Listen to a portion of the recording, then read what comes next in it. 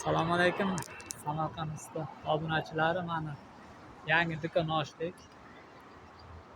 Mahal restoran tarafdan kelishda Kayski mototsikl sotiladigan joyda. Bu tarafda Mol bozori ko'chasidan chiqqanda shaharga qarab burilganda ozmi.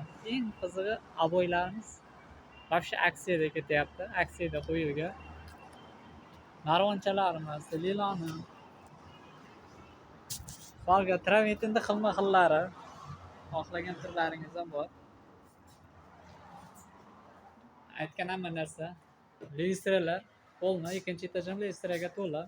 Aboylar eng qizig'i 200 ming so'mlik aboylarda 190 ming so'mdan aksiya narxida beradi sizlarga.